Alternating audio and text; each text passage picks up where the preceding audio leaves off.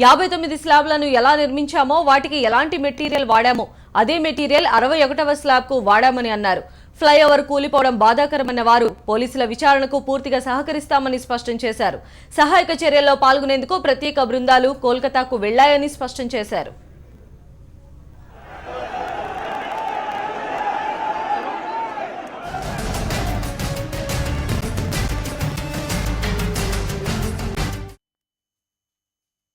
అది జరిగినందుకు మేము చాలా బాధపడుతున్నాం. For your information. నెక్స్ట్ ఇటువంటి పని మేము ఇప్పుడే కాదు 27 సంవత్సరాల నుంచి ఇటువంటి కన్స్ట్రక్షన్ చాలా చేసాం. ఇదే మొట్టమొదటి ఫ్లైఓవర్ కాదు మా ఐవీఆర్సీఎల్కి. చాలా స్టేట్లలో చేసుకుంటూ వచ్చాం. ఇది ఒక ఫ్లైఓవర్. ఇందులో ఇప్పుడు ఈ ఫ్లైఓవర్లో తీసినట్లయితే దీన్ని 2009లో ఇవ్వడం కరెక్టే. అప్పటి నుంచి నడుస్తూ ఉన్నది.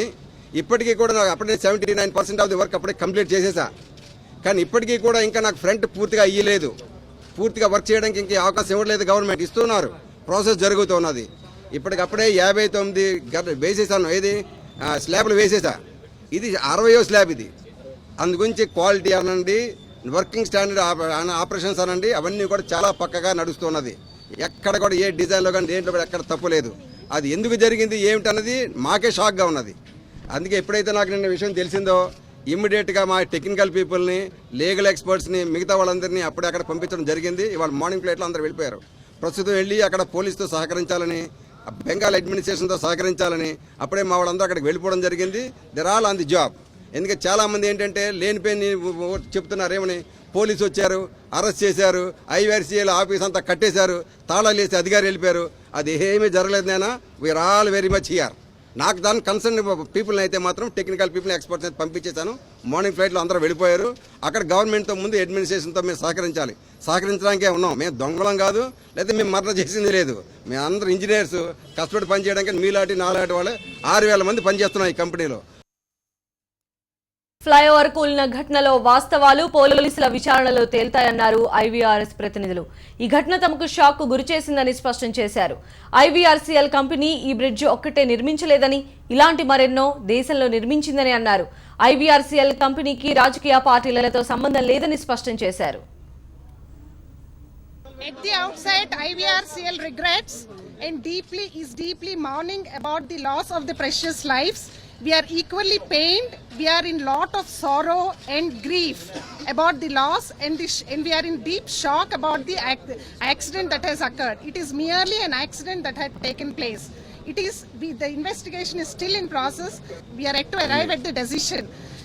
When 59 slabs are constructed using the same material, taking the same permissions, taking the same approvals from the concerned departments and the statutory authorities, and in a similar fashion the 60th one was also constructed, and unfortunately it collapsed.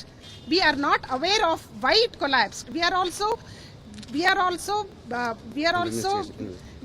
also expecting the result to know why it is happening. Meanwhile, IVRCL and its concerned staff will cooperate with the investigation. We will give the maximum support what we have to give.